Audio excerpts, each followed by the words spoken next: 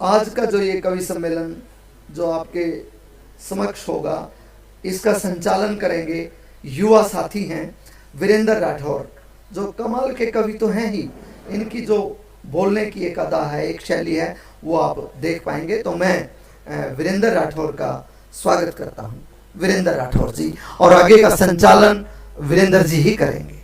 वीरेंद्र जी।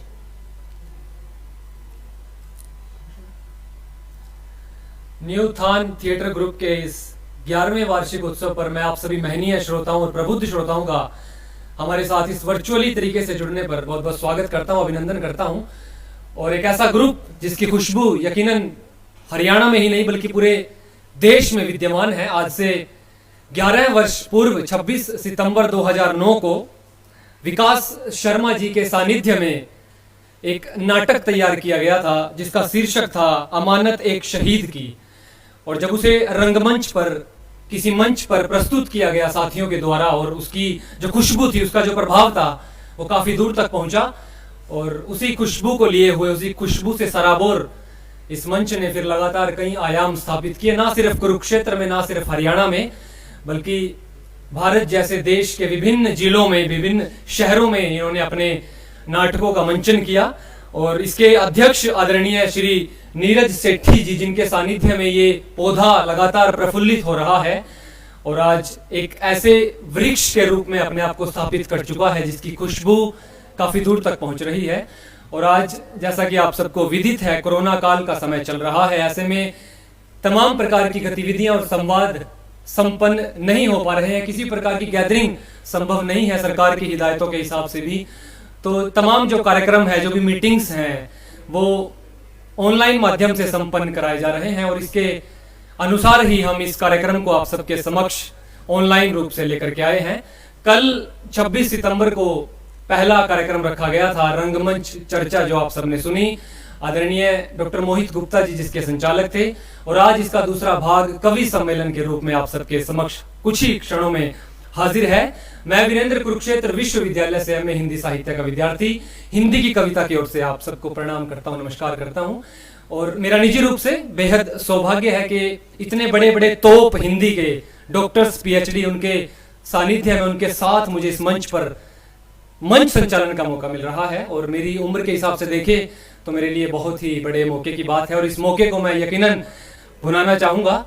और हम ज्यादा समय ना लगाते हुए जो हमारे आज के कवि हैं, जो महनीय लोग हैं, उन्हें मैं मंच पर आवाज दे रहा हूं। सर्वप्रथम आदरणीय नरेश सागवाल जी को मैं आमंत्रित कर रहा हूं कि वो मंच पर आएं और इस खूबसूरत कार्यक्रम की शोभा बढ़ाएं। आदरणीय नरेश सागवाल जी। दूसरे कवि के रूप में मैं आमंत्रित करता हूं, इस कार्यक्रम की अध्यक्षता कर रहे आदरणीय डॉक्टर बलवान जी हमारे बीच हैं, वो आए, उनका स्वागत है।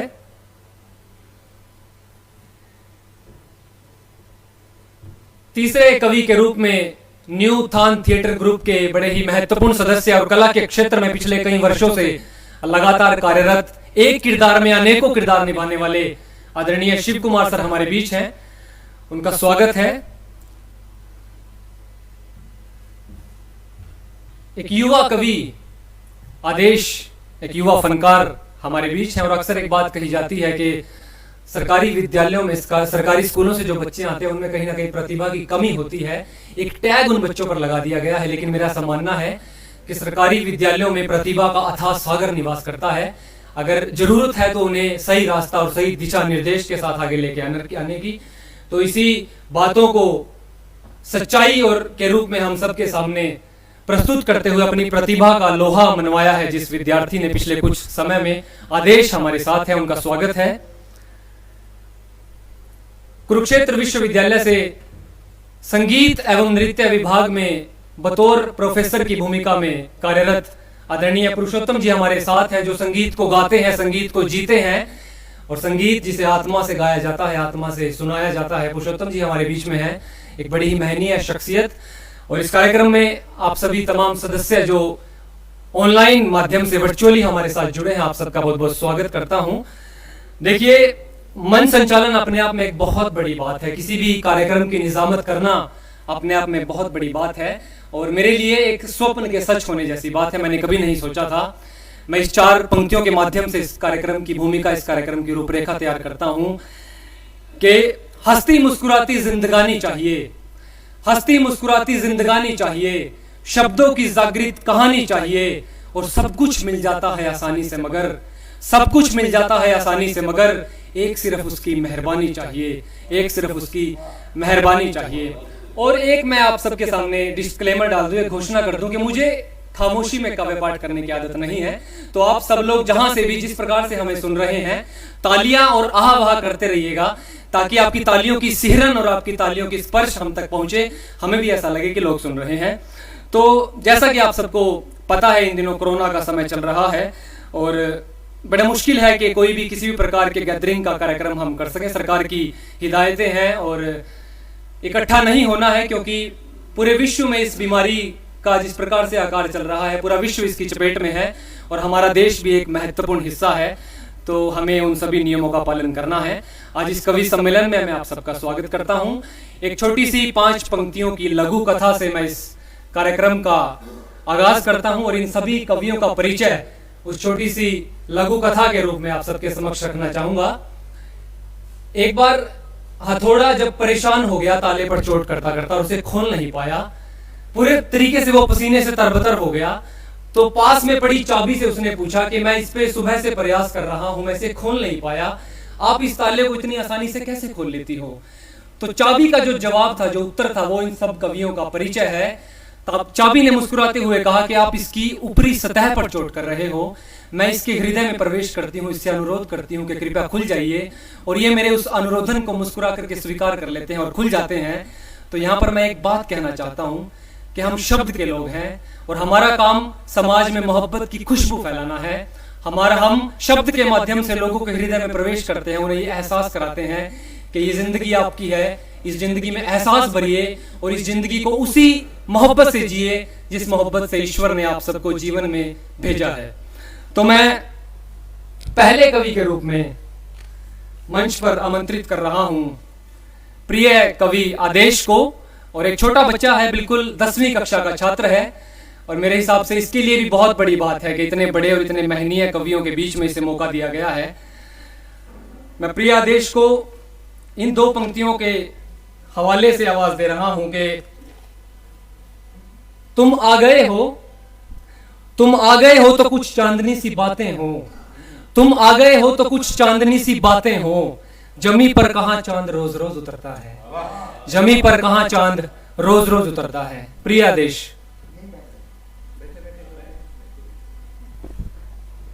निसंदेह यहाँ पर उपस्थित तमाम हिंदी के नग, आदरणीय सभी कविगण और हिंदी प्रेमियों को मेरा शत नमन प्रणाम। देखिए, मेरे लिए बहुत ही गर्व का विषय है कि आज मैं जहाँ बैठा हूँ इसमें से एक तो मेरे हिंदी के सर हैं श्री शिव सर, और मेरे सभी आदरणीय श्री नरेश सागवाल सर जी हैं, श्री बलवान सर जी, श्री पुरुषोत्तम सर जी हैं, और जो इस कवि सम्मेलन का मंच संचालन कर रहे हैं आदरणीय वीरेंद्र जी, वो मेरे बड़े भाई भी हैं, मेरे आदर्श भी हैं और मेरे मार्गदर्शक भी हैं। देखिए, अगर आप एक अबोध बालक से पूछे कि आज व्यंजन में क्या बना है, तो वो तभी बता पाएगा जब उसने उसे चखा हो, या उसे किसी ने बताया हो, या फिर उसने उसे देखा हो। तो जीवन में इस तरह के कई स्वाद है, कई रंग है, जिसे हम चखते हैं, देखते हैं और सुनते हैं।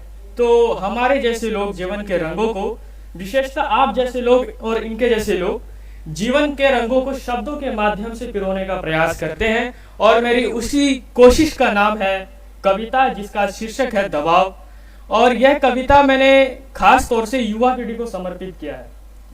आप देख रहे होंगे कि आज तक ये सुसाइड, ये मर्डर्स, कई तरह के काम होते हैं जो मानसिकता को घेरे रखती है। तो मैं एक बात कहना चाहूंगा कि तलवार की नोक पर इतिहास बनता है, तलवार की नोक पर इतिहास बनता है, एक जवान की ओर से एक जमाना बनता है। तो जवानों, संभालना मेरी ये पंक्तियां कि न जियो किसी के दबाव में, यह दुनिया तुम्हें दबा डालेगी, न जियो किसी के दबाव में, यह दुनिया तुम्हें दबा डालेगी, तुम जियो अपने आदत से, यह आदत तुम्हें कुछ बना डालेगी। धन्यवाद। न जियो किसी के दबाव में, यह दुनिया तुम्हें दबा डालेगी, तुम जियो अपने आदत से, यह आदत तुम्हें कुछ बना डालेगी। अब मैं जिंदगी की बात कर रहा हूँ। कौन सी जिंदगी? वह जिंदगी मौत से बदतर है, वह जिंदगी मौत से बदतर है जिसमें हो दबाव। जिंदगी तो वो है जिसमें हो अपना स्वभाव। यह दुनिया स्वार्थी है, जो मैंने देखा है। मैं एक छोटा सा नादान सा बालक हूं, जो मैंने देखा है वही मैं कह रहा हूं कि यह दुनिया स्वार्थी है, स्वार्थपन है सब में भरा। तुम छोड़ो यह स्वार्थपन, पवित्र करो यह धरा। यह दुनिया पसंद करती है उनको जिनकी फितरत है गुलामी, और यह दुनिया नफरत करती है उनको जिनका स्वभाव है सेनानी। यही है मेरी कहानी। झांसी की रानी, झांसी की रानी महिला में परचम फहराकर अमर हो गई। अगर होती दबाव में तो क्या वह कमर कस युद्ध में होती गई? दबाव चीज ऐसी है दोस्तों, नौजवानों, दबाव चीज ऐसी है दोस्तों जिसमें स्वतंत्रता हो जाती है बंद। लेकिन कुछ लोग होते हैं जो दबाव को बनाते हैं उमंग। तुम आखिर कब तक नकल करते जाओगे? हम दूसरों की नकल करने में लगते हैं कि उसके पास इतना पैसा है, उसके पास इतनी शोहरतें हैं, बस हम उसी चीज को देखते हैं। लेकिन हम ये नहीं देखते कि उस चीज को पाने के लिए कितना संघर्ष किया है, कितने पापड़ बेले हैं, ये नहीं देखते हम, सिर्फ बाहरी सतह को आंकते हैं। और एक बात मैं आपसे कहना चाहूंगा कि आप अपने आप को दूसरों से कंपेयर ना करें, तुलना ना करें, क्योंकि आप जब कंपेयर करते हैं तो आप अपनी आंतरिक चीजों को उसकी बाहरी चीजों से कंपेयर करते हैं, तुलना करते हैं, जो कि बहुत बेकार बात है। आप अपने अंदर की चीजों को किसी बाहर की चीजों से क्यों तुलना करें? आपके अंदर जो है वो आप जानते हैं। आप यूनिक है, यू आर यूनिक। आप इस संसार में यूनिक है, अद्भुत है। आपके अलावा दूसरा इस संसार में कोई है ही नहीं। अगर आप राठौर जी हैं तो राठौर एक ही है जो वीरेंद्र राठौर के नाम से जाना जाता है। कुरुक्षेत्र में उभरता सितारा है। अब मैं आदेश हूं तो मैं आदेश हूं, दूसरा आदेश है नहीं। कहते कि मैं उसके जैसा बनना चाहता हूं, वास्तव में कोई किसी के जैसा नहीं बनता। उससे प्रभावित होते हैं, उनसे सीखते हैं, जो अच्छे गुण होते हैं अपनाते हैं और अपना रूप लेते हैं। हरिवंश राय बच्चन जी कहते हैं कि जिंदगी के भाग दौड़ में क्यों वक्त के साथ रंगत चली जाती है? जिंदगी की भाग दौड़ में क्यों वक्त के साथ रंगत चली जाती है? हंसती खेलती जिंदगी भी आम हो जाती है। एक सवेरा था जब हंस कर उठा करते थे हम, एक सवेरा था जब हंस कर उठा करते थे हम, और आज कई बार बिना मुस्कुराए ही शाम हो जाती है। सुनिएगा ये मेरी पंक्ति कि तुम आखिर कब तक नकल करते जाओगे? अगर मेरी बात मानो तो तुम एक दिन दूसरों के लिए अपनी नकल छोड़ जाओगे। कुछ इंसान होते हैं जो दबाव में कुछ गलत कर जाते हैं, एग्जाम्पल के तौर पर सुसाइड। कुछ इंसान होते हैं जो दबाव में कुछ गलत कर जाते हैं, पर महान है वे लोग जो दबाव में अनोखी कहानी लिख जाते हैं। जब दबाव हो दोस्तों तो कभी अकेलापन महसूस न करना, बल्कि अपने आप को दबाव के विपरीत ढाल देना, बस यही मान लेना। और अंत में कहता है आदेश कि न किसी के अभाव में जियो, न किसी के प्रभाव में जियो, न किसी के अभाव में जियो, न किसी के प्रभाव में जियो। ये जिंदगी है आपकी, इसे अपने स्वभाव से जियो। और अंत में मैं बेटियों के सम्मान में कुछ कहना चाहूंगा। देखिए, हमारे हिंदी के, हमारे उर्दू के जुबा और हम हमारे कबीले के बहुत ही बेहतरीन शायर, कवि, गजलकार आदरणीय डॉक्टर नवाजुद्दीन बंदई सर कहते हैं कि एक आंखों के पास है, एक आंखों से दूर। एक आंखों के पास है, एक आंखों से दूर, बेटा हीरा होता है और बेटी को ही नूर।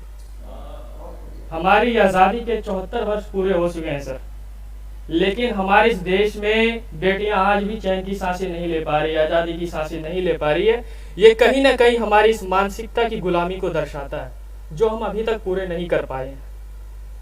तब मैं बेटियों का प्रतिनिधित्व करते हुए ये 4 पंक्ति कहना चाहूंगा। मुझे नहीं मालूम कि ये 4 पंक्ति किसकी है, लेकिन हमारे और आप जैसे लोगों का काम है कि समाज में अच्छाइयों को लाना है, समाज को दर्पण दिखाना है। तो हम अच्छाइयों को आगे ले जाते हैं, और जितनी अच्छाई को हम फैलाएं तो उतना ही बढ़िया है। और मैं 4 पंक्ति कहता हूं कि अब मुझे इतना भी आसान न समझा जाए। अब बेटियां क्या कहती है कि अब मुझे इतना भी आसान न समझा जाए, मुझे अब खिलौने का सामान न समझा जाए। मुझे अब इतना भी आसान न समझा जाए, मुझे अब खिलौने का सामान न समझा जाए। अब तो बेटे भी घर से हो जाते हैं रुखसत, अब तो बेटे भी घर से हो जाते हैं रुखसत, सिर्फ बेटियों को ही मेहमान न समझा जाए। अब मुझे इतना भी आसान न समझा जाए। आप सभी का बहुत बहुत शुक्रिया, धन्यवाद। बहुत बहुत शुक्रिया आदेश, और बड़ा ही अच्छा काव्य पाठ आपने किया। इस उम्र में अगर आप इस जज्बे से, इस हौसले से लबरेज हैं तो माशाअल्लाह ईश्वर ने आपके लिए एक बड़ा ही खूबसूरत भविष्य रखा है, जो बाहें फैलाए आपके लिए खड़ा है। बस इंतजार है कि आप लगातार मेहनत करें और सकारात्मकता के साथ आगे बढ़ें। आपकी इस प्रस्तुति से यकीनन समाज में ऐसी शुचिता जाएगी युवाओं के लिए, जो युवाओं को इस हौसले से और इस मजबूती से भरेगी कि अगर इतनी छोटी उम्र में एक बच्चा इतने अच्छे शब्द अपने पास रखता है तो फिर वो क्यों नहीं कर सकते हैं। देखिए, इस कोरोना के समय में एक उदाहरण मैं आपको देना चाहूंगा। कई वर्षों तक जब जमीन पर बारिश नहीं हुई, 15-20 वर्षों तक, तो इंद्र देवता एक किसान का रूप धारण करके धरती पर आए कि चलो देखते हैं कि इंसान, ये खलीफा आदमी कर क्या रहा है। उन्होंने देखा कि एक आदमी किसान हल जोत रहा है अपने खेत में। तो इंद्र जी ने, जो किसान के रूप में थे, उन्होंने उससे कहा कि 15-20 वर्षों से बारिश नहीं हुई और ना आगे होने वाली है, तो आप ये क्या कर रहे हैं, क्या हल जोत रहे हैं। तो उन्होंने कहा कि किसान तो इंद्र तो बावला हो गया, मैं भी बावला हो चुके। अब इंद्र तो अपना काम करना भूल गया, मैं थोड़े ना अपना काम करना भूल सकता हूं। तो कोरोना के समय में कोरोना ने जिस प्रकार से पूरे विश्व को रोक दिया है, वो कहीं ना कहीं दुख का विषय है, लेकिन हम अपना काम करना थोड़ी ना भूल जाए। कवि अपना काम करना थोड़ी ना भूल सकता है। कवि का काम है कविताएं कहना, लोगों को हंसाना, लोगों से तालियां बजवाना। तो हम तो अपना काम जारी रखेंगे। और मैंने 4 पंक्तियां कही हैं कि समस्या आई है ये बाहर से, समस्या आई है ये बाहर से, समाधान इसका निकलेगा यहीं से। कोरोना आया हो कहीं से, लेकिन हार कर जाएगा ये हिंदुस्तान ही से। कोरोना आया हो कहीं से, हार कर जाएगा हिंदुस्तान ही से। इसी कड़ी में एक ऐसे कवि को आमंत्रित कर रहा हूं। और देखिए, कवि एक ऐसा कवि सृजन होता है, दरअसल ईश्वर के द्वारा बनाया हुआ एक ऐसा रूप है जो 100 वर्ष पूर्व होने वाली बात को 100 वर्ष पहले ही कह देता है। 100 वर्ष पश्चात होने वाली बात को अपनी कविता के माध्यम से, अपनी रचना के माध्यम से 100 वर्ष पहले ही कह देता है। हमारे कवि कुल के बड़े ही महनीय कवि शायर जो मध्य प्रदेश भोपाल से आते हैं, बशीर बद्र साहब, उन्होंने आज से 30-40 वर्ष पूर्व एक शेर कहा था। और आप इस शेर को सुनकर के हिसाब लगाइएगा कि ये शेर आज की वर्तमान परिदृश्य पर किस प्रकार से सटीक बैठता है। उन्होंने कहा था कि कोई हाथ भी ना मिलाएगा जो गले मिलोगे तपाक से, कोई हाथ भी ना मिलाएगा जो गले मिलोगे तपाक से। ये नए रिवाज का शहर है, जरा फासले से मिला करो। ये नए रिवाज का शहर है, जरा फासले से मिला करो। और आज के समय में यकीनन बड़ी दिक्कतें हैं, हम किसी से हाथ नहीं मिला सकते, सिर्फ हाथ जोड़ करके काम चलाना पड़ रहा है। तो इसी कवि सम्मेलन की कड़ी को, श्रृंखला को हम आगे बढ़ाते हैं। और हमारे साथ आदरणीय नरेश सागवाल जी हैं, जो पेशे से पुलिस प्रशासन में कार्यरत हैं। और पुलिस प्रशासन में होने के बाद भी अगर आप कवि की भूमिका में हैं तो इसका सीधा सीधा अर्थ है कि नरेश सागवाल जी का होना है। और मेरे साथ इनकी बड़ी खूबसूरत याद है। मेरी जिंदगी का पहला कवि सम्मेलन जो आज से 1.5 वर्ष पूर्व मुझे मिला था, इसी मल्टी आर्ट कल्चरल सेंटर के प्रांगण में हमारे देश की एक महनीय कवित्री जो उत्तराखंड से आती हैं, आदरणीय गौरी मिश्रा जी, उनके सानिध्य में मुझे मंच पर कविताएं कहने का मौका मिला। मुझे बड़ा संबल, बड़ी मजबूती, बड़ा आशीर्वाद वहां से मिला, जो इन्हीं की देन था। और मैं इन पंक्तियों के माध्यम से आदरणीय नरेश सागवाल जी को आमंत्रित कर रहा हूं कि 100 चांद भी चमकेंगे तो क्या बात बनेगी। आप सबकी नजर कर रहा हूं, सुनिएगा कि 100 चांद भी चमकेंगे तो क्या बात बनेगी। आप आओ तो इस कार्यक्रम की औकात बनेगी, आप आओ तो इस कार्यक्रम की औकात बनेगी। आदरणीय नरेश सागवाल जी। धन्यवाद वीरेंद्र जी। सबसे पहले मंच को प्रणाम करता हूं और न्यू उत्थान थिएटर ग्रुप के सभी पदाधिकारियों को बधाई देना चाहता हूं कि उनकी 11वीं वर्षगांठ। कोरोना काल में थोड़ी सी दिक्कत ये रही कि हम लाइव कोई प्रोग्राम नहीं कर पाए, दूरियों से हम प्रोग्राम कर रहे हैं। हर साल की तरह इस बार भी न्यू उत्थान थिएटर ग्रुप का ये वार्षिक उत्सव, कल जिसमें वीरेंद्र जी ने बताया कि परिचर्चा थिएटर को लेकर की गई, और आज ये कवि सम्मेलन। बहुत बहुत बधाई और भविष्य के लिए बहुत बहुत शुभकामनाएं न्यू उत्थान थिएटर ग्रुप के सभी पदाधिकारियों को। और जैसा आप सभी को पता है कि कोरोना का काल चला हुआ है। वीरेंद्र जी बार बार ये बात कह रहे हैं कि हम दर्शकों के साथ ऐसा कुछ नहीं कर पाए। कोई बात नहीं, दर्शक हमारे सामने बैठे हैं, सभी हमें देख रहे हैं। जो हमारे प्रशंसक हैं, जो हमारे साथी हैं, जो हमारे जानकार हैं, वो सभी हमें देख पा रहे हैं, सुन पा रहे हैं। तो मैं ज़्यादा नहीं, हरियाणवी में चलेगा सर? क्योंकि हमारे सीनियर बैठे हैं, मैं उनसे इजाज़त चाहता हूँ, क्योंकि मैं, देखिए सर, मेरा हरियाणवी का ज़्यादा रहता है, तो हरियाणवी में एक कविता और कुछ हंसने की हंसाने की बात है, कोशिश करूंगा कि वो भी बीच में हो जाए। साल 2020, मेरी इस कविता का शीर्षक है कि 2020 कैसे गुजरा, कैसे लगा। जब तक यू नया साल यू लग गया, जब तक नया साल यू लग गया, खस्ता हालत होगी हमारी, और साल 2020 में आ गई एक तय एक बीमारी, साल 2020 में आ गई एक तय एक बीमारी। साल 2020 लगते ही हमारे ऊपर कौन कौन सी आफतें आनी शुरू हुई, उसी को लेकर पहले तो यूं कोरोना आ गया जिसने सबकी नींद उड़ाई, दिन प्रतिदिन यूं बढ़ता जा न मिलते कोई दवाई, ए भगवान हमारी अर्जी सुन लो या दुनिया देवे दुआई, चारों तरफ अंधेरा छा गया, चारों तरफ अंधेरा छा गया, न देता कुछ दिखाई। एक वायरस ने देखो, एक वायरस से देखो हार गई है दुनिया सारी, और साल 2020 में आ गई एक तय एक बीमारी, साल 2020 में आ गई एक तय एक बीमारी। कोरोना के बाद क्या आया, जनवरी में ही कोरोना क्या दस्तक हो चुका था। उसके बाद इतने में भी ना सरया, फिर चीन आंख दिखावन लग गया, इतने में भी ना सरया, फिर चीन आंख दिखावन लग गया, गाड़ के तंबू मारी धरती पे हमारी जमीन दबावन लग गया। मारे जवानों ने जब करी चढ़ाई, फिर पूंछ दबा के भाग गया, और दोनों देश बैठ के बात करेंगे न्यू बात चलावन लग गया, दोनों देश बैठ के बात करेंगे न्यू बात चलावन लग गया। भारत ने भी बॉर्डर ऊपर कर ली से पूरी तैयारी, और साल 2020 में आ गई एक तय एक बीमारी, साल 2020 में आ गई एक तय एक बीमारी। फिर वायु भूकंप आया, इसने भी रची तबाही थी, भूकंप भी आया था, आप लोगों को पता है।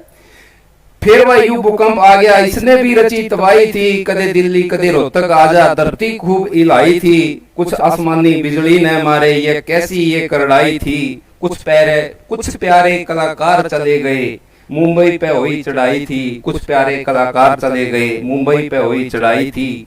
ऋषि इरफान सुशांत जयदीप और सरोज खान थी फिल्मा की शान हमारी, और साल 2020 में आ गई एक तय एक बीमारी, साल 2020 में आ गई एक तय एक बीमारी। सारे जग में फिर मंदी छा गई, भाई किसा वक्त यू आया, जमींदार पे जो बचा था वो आके टिड्डी दल ने खाया। जमींदार पे टिड्डी दल भी आया था बीच में, जमींदार पे जो बचा था आके टिड्डी दल ने खाया, चारों पासा हाहाकार मचाई, आधा साल गवाया, और बरसात जब शुरू हुई तो फिर बाढ़ ने कहर मचाया, बरसात जब शुरू हुई तो फिर बाढ़ ने कहर मचाया। कोल वाले ने भी चढ़ रही से या, कोल वाले ने भी चढ़ रही से या, कविता लिखण की खुमारी, और साल 2020 में आ गई एक तय एक बीमारी, और साल 2020 में आ गई एक तय एक बीमारी। ये मैंने बीमारी गिनाई कि क्या क्या हुआ 2020 में, लेकिन ऐसी बात नहीं है, जब भी कोई बुरा वक्त आता है वो कुछ दिन ठहरता है। हमारे बुजुर्ग कह के गए हैं कि बुरा वक्त जल्दी नहीं गुजरता, हमें ऐसा लगता है, लेकिन समय पे सब कुछ परिवर्तन होता है।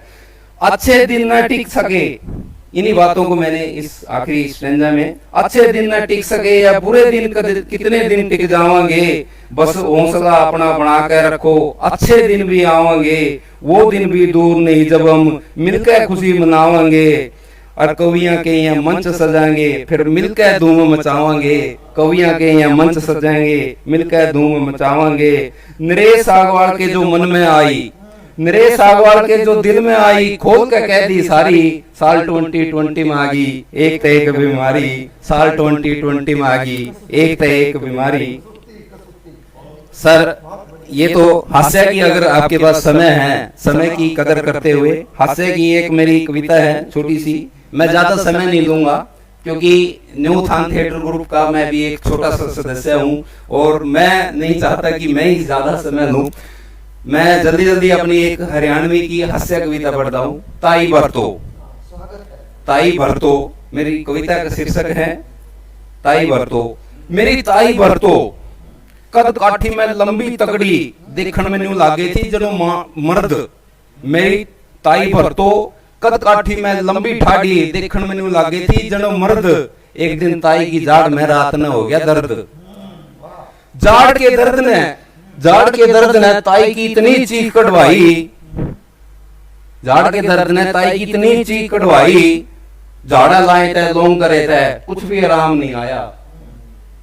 ताई ने गलती हो गई, भूल गया एक लाइन, कोई बात नहीं। जाड़ के दर्द ने ताई की इतनी चीख कढ़वाई कि ताई ने सारी रात नींद नहीं आई। झाड़ा लाके लोंग करे थे, जब कुछ भी आराम नहीं आया 4 बजे ताई ने ताऊ जाठाया। 4 बजे तड़कले में ताई ने ताऊ जाठाया। ताऊ ने भी देर करी ने बुग्गी झोटा जोड़ लिया। ताई तो घेर ली बुग्गी में और झोटा डॉक्टर का नहीं मोड़ लिया। और डॉक्टर की सुन लो भाई, डॉक्टर के था निराई जुगाड़ी था। डॉक्टर का सामान तो ऊंधा रखा था, उसमें तो कबाड़ी था। डॉक्टर का सामान तो ऊंधा रखा था, उसमें तो वो कबाड़ी था। डॉक्टर के बारे में जाके ताई रोन लाएगी और डॉक्टर की मेज पे था कुछ टोन लाएगी। डॉक्टर ने बोला ताई इलाज तो मैं आप ही कर दूंगा, तुम मर्ज बता। डॉक्टर ने बोला ताई इलाज तो आप ही कर दूंगा, तू मैंने मर्ज बता, तेरा सारा दर्द दूर कर दूंगा, किससे हो रहा है तू दर्द बता। ताई ने बोली भाई मैंने मेरे जाड़ में हो रहा दर्द, मैंने दर्द ते बाहर काट दे। जाड़ में हो गया दर्द, मेरे दर्द ते बाहर काट दे। और तेरे पे और कोई इलाज ना हो तो बेशक मेरी जाड़ काट दे। यह सुनकर डॉक्टर ने बोला, डॉक्टर के बोला, डॉक्टर ने बोला ताई बस इतनी सी बात, तेरा ईसा टीका ला दूंगा, तू तो फिरेगी, घोड़े पर की भाग दी तना घोड़ी पर की बना दूंगा।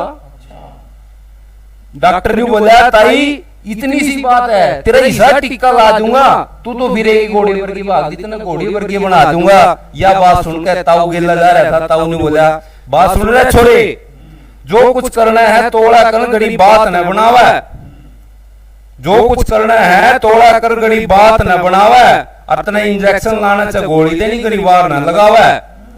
तोड़ करण के चक्कर में डॉक्टर गलती कर गया और इंजेक्शन में दवाई की जगह पेट्रोल भर गया। तावड़ करण के चक्कर में डॉक्टर गलती कर गया, इंजेक्शन में दवाई की जगह पेट्रोल भर गया। और ताई का ला के इंजेक्शन लिखने लग गया गोली, ताई का ला के इंजेक्शन लिखने लग गया गोली। और इंजेक्शन लग दे तो ताई सड़क होली। आगे ताई पीछे डॉक्टर पीछे ताऊ भाज रहा था। ताई के उनने फ्यावे थी, ताई का तो पेट्रोल का इंजेक्शन लग रहा था। उन सब ने बाजते ने जब आधा घंटा हो लिया और 10 किलोमीटर जाके ताई का भी पेट्रोल खत्म हो लिया। 10 किलोमीटर जाके ताई का पेट्रोल खत्म हो लिया। ताई तो रह जाके डॉक्टर ने बोला ताई बुढ़ापे में चाले पाड़गी। अरे ताई बुढ़ापे में चाले पाड़गी और एक इंजेक्शन पेट्रोल में 10 किलोमीटर काटगी। यह बात सुनकर ताऊ ने बोला अरे छोरे घना मत बोला, मेरे पैर में 10 नंबर की जूती है। छोरे घना मत बोला, मेरे पैर में 10 नंबर की जूती है। और तेरी ताई का इंजन बेशक पुराना हो, एवरेज तो कसूती है। तेरी ताई का इंजन बेशक पुराना हो, एवरेज तो कसूती है। वह मेरी ताई आज भी बढ़िया एवरेज देवस है। और मेरा ताऊ उस ताई पे स्कूटी का काम लेवस है। मेरा ताऊ उस ताई पे स्कूटी का काम लेवस है। बहुत बहुत आभार, बहुत बहुत धन्यवाद। बहुत सुंदर, बहुत बहुत शुक्रिया सर। और इस हरियाणवी कविता से इस कवि सम्मेलन का यकीनन माहौल बन गया है। और आप सभी जितने भी श्रोता सुन रहे हैं, काफी अच्छा आप सुन रहे हैं, इसी तरीके से जुड़े रहिएगा हम सबसे। और देखिए इन दिनों किसानों का बड़ा मुद्दा देश में चल रहा है और एक तरफ IPL भी चल रहा है। तो खिलाड़ियों की बोली कहीं ना कहीं 1 करोड़ में लग जाती है या उनके चौके छक्के मारने पर जिस प्रकार से लाखों रुपए दिए जाते हैं, हमें उस बात से दिक्कत नहीं है। लेकिन किसानों की जो जायज मांग है, उनकी जो फसलें खराब हो जाती हैं, अगर उनका भी हिस्सा उन्हें दे दिया जाए तो शायद देश बना रहे, सौहार्द की भावना बनी रहे, मोहब्बत बनी रहे। ये जैसे 3 दिन से सड़कों पर हैं या जो भी कानून पास किया गया उसके खिलाफ में है, तो एक अन्नदाता की भूमिका में है और ईश्वर की तरफ से इन्हें जमीन पर अन्नदाता के रूप में भेजा गया है। तो इतने बड़े लोगों का कहीं ना कहीं हमें सम्मान करना चाहिए। और एक शहीद जो बॉर्डर पर अपनी जिंदगी गवा देता है, उसका कहीं ना कहीं शव फिर आ भी जाता है देश में, और उसका पता लग जाता है कि वो देश की सेवा करते करते सरहद पे या सीमा पे कुर्बान हो गया। लेकिन किसानों की कौन समस्या समझेगा? किसान अपने खेत में खेती करते करते मर जाता है या दूसरे कारणों से मर जाता है, उनकी ना फिर कहीं अखबार में फोटो आती है, ना किसी मीडिया वाले के तरफ से उन्हें दिखाया जाता है। तो उनकी जो भी बात है उन्हें रखा जाए, उन्हें समझा जाए और उन्हें जल्द से जल्द दूर किया जाए तो ठीक ठीक रहता है। और बॉलीवुड का जो इन दिनों चल रहा है, देखिए किस तरीके से ये वो लोग हैं जो कैमरे के पीछे छिप करके एक 3 घंटे की फिल्म तैयार करते हैं जिसका नाम होता है रावण, और अगर उसे देखने जाए तो वो मेघनाथ भी सिद्ध नहीं होती। ये वो लोग हैं और इनसे मेरे जैसे करोड़ों करोड़ लड़के लड़कियां इंस्पायर होते हैं, लेकिन जब ड्रग्स के मामलों में इनका नाम आता है तो फिर हमें उस बात पर विचार करना पड़ता है। हमें उस बात से कहीं ना कहीं एक धक्का लगता है कि हम इन लोगों को देख करके, जान करके, इन्हें पहचान करके, महसूस करके कहीं ना कहीं अपनी जिंदगी में इनकी बातों को उतार रहे थे, लेकिन फिर दुख आता है जब इस प्रकार की बातें सामने आती हैं। तो उम्मीद है कि लोग साहित्य की तरफ लौटेंगे, बुजुर्गों की तरफ लौटेंगे, इस मोबाइल का चक्कर छोड़ेंगे और धीरे धीरे देश बनेगा, क्योंकि हिंदुस्तान पूरे विश्व में एक अलग ही पहचान रखता है। कभी तो देश को विश्व गुरु कहा गया, कभी सोने की चिड़िया कहा गया, लेकिन पिछले कुछ समय से हमारे देश की परिभाषा कहीं ना कहीं बदली है। हमारा देश ट्रैक से फिसला है। और मैंने एक छोटी सी कविता लिखी थी कि आने वाली पीढ़ियां तुमको आज नहीं तो कल कोसेंगी, उन तथाकथित लोगों को अपनी 4 पंक्तियों के माध्यम से कह रहा हूं जो आए दिन समाज में अशांति और अराजकता का माहौल बनाए हुए हैं, कि आने वाली पीढ़ियां तुमको आज नहीं तो कल कोसेंगी, जाति धर्म की जो फसल बो रहे हो काट कर तुम पर ही थोपेंगी। अरे चिंटुओं कुछ तो सोचो, इंसानियत को ना गंदा करो, ऊपर वाला सब देख रहा है उसको तो ना शर्मिंदा करो। देश को अगर बचाना ही है, देश को अगर बचाना ही है तो इसकी आन बान शान बनो।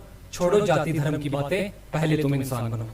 छोड़ो जाति धर्म की बातें, पहले तुम इंसान बनो। और एक कवि हृदय है और एक बिल्कुल जागरूक नया लड़का हूं, तो इस करके मन दुखता है इन सभी बातों से जो समाज में रहती हैं। तो उम्मीद है कि धीरे धीरे रोशनी आएगी, एक ऐसा सूर्य निकलेगा जो हमारे अंदर के विषाणु को कोरोना के साथ साथ खत्म करेगा। तो इसी श्रृंखला में, इस कड़ी में कवि सम्मेलन को आगे बढ़ाते हैं और हमारे बीच एक ऐसी शख्सियत तशरीफ फरमाए हुए हैं जो कुरुक्षेत्र विश्वविद्यालय से हमारे बीच आते हैं और संगीत विभाग के प्रोफेसर हैं, संगीत को जीते हैं, संगीत को गाते हैं, संगीत इनकी आत्मा में है।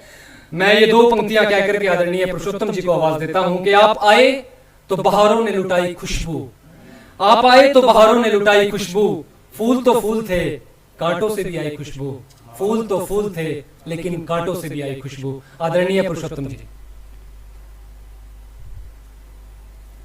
बहुत बहुत शुक्रिया वीरेंद्र जी। समय गवाए बिना मैं सीधा अपनी बात पर आता हूं। छोटी छोटी 2 गजलें हैं, वही मैं आपको सुनाता हूं। जिंदगी फिर आंख में काजल लगाने चल पड़ी, जिंदगी फिर आंख में काजल लगाने चल पड़ी। एक लंबा समय जब जिंदगी कैद में होती है तो छटपटाती जरूर है उससे निकलने के लिए, और कैद में ये स्टेट ऑफ माइंड है, जितना हम अपने आप को दबा हुआ समझेंगे तो दबा हुआ ही रहेंगे, और जब निकलना चाहेंगे तो किसी भी क्षण हम निकल सकते हैं। जिंदगी फिर आंख में काजल लगाने चल पड़ी, लो दर्द को सुर दे के उसके गीत गाने चल पड़ी, लो दर्द को सुर दे के उसके गीत गाने चल पड़ी। हर तरफ होगा उजाला, हर तरफ होगा उजाला, हर तरफ होगी सहर, सहर सुबह, हर तरफ होगा उजाला, हर तरफ होगी सहर। वो अंधेरे में बुझी शम्मा जलाने चल पड़ी, वो अंधेरे में बुझी शम्मा जलाने चल पड़ी। जिंदगी फिर आंख में काजल लगाने चल पड़ी। होगा शहर रंगीन, होगा शहर रंगीन, और हर शय में होगी दिलकशी, होगा शहर रंगीन और हर शय में होगी दिलकशी। तितलियां पंखों के अपने रंग दिखाने चल पड़ी, तितलियां पंखों के अपने रंग दिखाने चल पड़ी। फिर खिलेगी कोपले और हर जगह महकी हुई, फिर खिलेगी कोपले और हर जगह महकी हुई। ये आंख की बूंदे मेरी सहरा डुबाने चल पड़ी, जिंदगी फिर आंख में काजल लगाने चल पड़ी। खौफ की गलियां, घुटन और रात की ये तीरगी। खौफ की गलियां, घुटन और रात की ये तीरगी, जुगनुओं की टोलियां सब जगमगाने चल पड़ी। जिंदगी फिर आंख में काजल लगाने चल पड़ी। सब थकन जाती रहेगी, अब न होगा कोई गम। बच्चा जब पूरे दिन उछल कूद के थक जाता है तो रात में जब वो सो जाता है उसकी सारी थकान मिट जाती है। सब थकन जाती रहेगी, अब न होगा कोई गम। रातों की परियां नाच कर बच्चे सुलाने चल पड़े। रातों की परियां नाच कर बच्चे सुलाने चल पड़ी। जिंदगी फिर आंख में काजल लगाने चल पड़ी। एक और गजल है, कुछ शेर कुछ छोड़ दूंगा, कुछ लंबी गजल है, चलिए थोड़ा इसको तरन्नुम से सुनाया जाए। मुझे लगता है मैं संगीत से जुड़ा हूं और ये ना हो तो अच्छा नहीं लगता। वाह, शुक्रिया। जब भी हमको बज़्म से बाहर निकाला जाएगा, जब भी हमको बज़्म से बाहर निकाला जाएगा, कि जैसे काली दाल से पत्थर ये काला जाएगा, कि जैसे काली दाल से पत्थर ये काला जाएगा। काली दाल में काला पत्थर, उसको जैसे निकालते हैं वैसे ही हमें कभी इस वज़न से लोग निकालने को तैयार होते हैं। जब भी हमको बज़्म से बाहर निकाला जाएगा, कि जैसे काली दाल से पत्थर ये काला जाएगा। दस्तूर कातिल बस्तियों का इश्क है पहले पहल। दस्तूर कातिल बस्तियों का इश्क है पहले पहल। काट कर शमशीर से फिर सर उछाला जाएगा, काट कर शमशीर से फिर सर उछाला जाएगा। जब भी हमको बज़्म से बाहर निकाला जाएगा, दम भर ठहर जाते तो ये मंजर भी होगा रूबरू। दम भर ठहर जाते तो ये मंजर भी होगा रूबरू। अब मुर्गियों के चूजों को जिंदा उबाला जाएगा, अब मुर्गियों के चूजों को जिंदा उबाला जाएगा। बाशिंदे हैं सब बेरहम, सच की इन्हें दरकार क्या। बाशिंदे हैं सब बेरहम, सच की इन्हें दरकार क्या। जल्दी ही बस्ती छोड़ के अखबार वाला जाएगा, जल्दी ही बस्ती छोड़ के अखबार वाला जाएगा। जब भी हमको बज़्म से बाहर निकाला जाएगा, कि जैसे काली दाल से पत्थर ये काला जाएगा। मजलूम की आहों ने जुल्मत की घटा दी जिंदगी। मजलूम की आहों ने जुल्मत की घटा दी जिंदगी। गिरती हुई दीवार को कब तक संभाला जाएगा, गिरती हुई दीवार को कब तक संभाला जाएगा। एक इससे हट के थोड़ा सा शेर है। आफताबों की तरह तपता है वो हुस्नो जमाल। आफताबों की तरह तपता है वो हुस्नो जमाल। जलने को उनके पास भी तकदीर वाला जाएगा, जलने को उनके पास भी तकदीर वाला जाएगा। क्या जरूरत मारने की, तीर शातिर है सभी। तीर मार के किसी को मारना जरूरी नहीं, बहुत सारे तरीके होते हैं। क्या जरूरत मारने की, तीर शातिर है सभी। मारने चिड़िया यहाँ बाजों को पाला जाएगा, मारने चिड़िया यहाँ बाजों को पाला जाएगा। जब भी हमको बज़्म से बाहर निकाला जाएगा, कि जैसे काली दाल से पत्थर निकाला जाएगा। रोज मैं शम्मा जलाता जा रहा हूँ खून से, रोज मैं शम्मा जलाता जा रहा हूँ खून से। एक दिन उसके दरीचे तक उजाला जाएगा, एक दिन उसके दरीचे तक उजाला जाएगा। जब भी हमको बज़्म से बाहर निकाला जाएगा, कि जैसे काली दाल से पत्थर निकाला जाएगा। थोड़ा सा बदल के शेर है। क्यों जालिमों को बस्तियों की हुक्मरानी सौंप दी,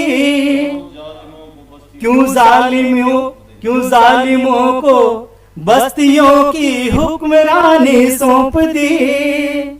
मजलूम पे टूटा कहर मुँह निवाला जाएगा, मजलूम पे टूटा कहर मुँह निवाला जाएगा।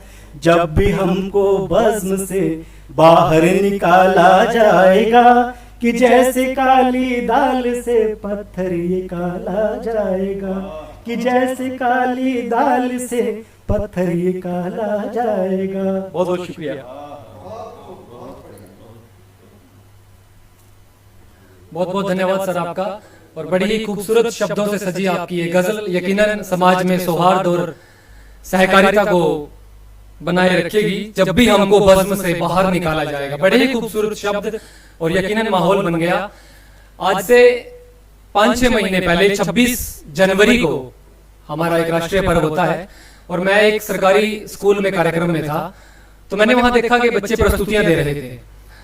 तो एक 11 साल का बच्चा, आदेश सुनेंगे आप, एक 11 साल का बच्चा जिसका नाम इमरान था, उसने भगवान शिव के एक मशहूर गीत बमलैनी पर नृत्य प्रस्तुत किया और बड़ी ऊर्जा के साथ उसने वो नृत्य प्रस्तुत किया। मुझे बड़ी खुशी हुई। उसके ठीक बाद एक 10 वर्ष की बच्ची जिसका नाम मुस्कान था, उसने ईद के किसी गीत पर नृत्य प्रस्तुत किया। तो ये जो मोहब्बत है दूसरे धर्म की मोहब्बत को निभाने की पूरी ऊर्जा के साथ, ये कहीं ना कहीं इस बात को साबित करती है कि सियासत की कोई भी विभाजनकारी रेखा हमारे समाज में उस मोहब्बत को छिन्न भिन्न नहीं कर सकती है जिस मोहब्बत के लिए ये समाज जाना जाता है। और जितना उत्तरदायित्व मेरी कलम का बनता है कि मैं अपनी कलम को मजबूत करूं, समाज में अच्छी खुशबू फैलाऊं अपने शब्दों के माध्यम से, उतना हम सबकी कलम का भी बनता है। तो मैं आदरणीय शिव कुमार सर को आवाज दे रहा हूं कि मैं तो गजल सुनाकर एक तरफ खड़ा रहा, जिस प्रकार से पुरुषोत्तम जी ने माहौल बनाया कि मैं तो गजल सुनाकर एक तरफ खड़ा रहा, सब अपने चाहने वालों में खो गए, सुनने वाले सब अपने चाहने वालों में खो गए। और समय बदल रहा है, समय के साथ साथ सभी चीजें बदल रही हैं। और मोहब्बत का ये तरीका भी था कि आग बहते हुए पानी में लगा सकता हूँ, आग बहते हुए पानी में लगा सकता हूँ, चांद तारे भी तेरे वास्ते ला सकता हूँ। मेरे महबूब अगर बात ना मानी मेरी, मेरे महबूब अगर बात ना मानी मेरी, मैं अकेले भी हनीमून बना सकता हूँ, मैं अकेले भी हनीमून बना सकता हूँ। और इसी बात को अगर दूसरे तरीके से कहा जाए, कहा नेता के एक बेटे ने शायर के बेटे से, कहा नेता के एक बेटे ने शायर के बेटे से कि तेरे अब्बू बहुत झूठे हैं, वो 2 जग का धुआं होंगे, तेरे अब्बू बहुत झूठे हैं, वो 2 जग का धुआं होंगे।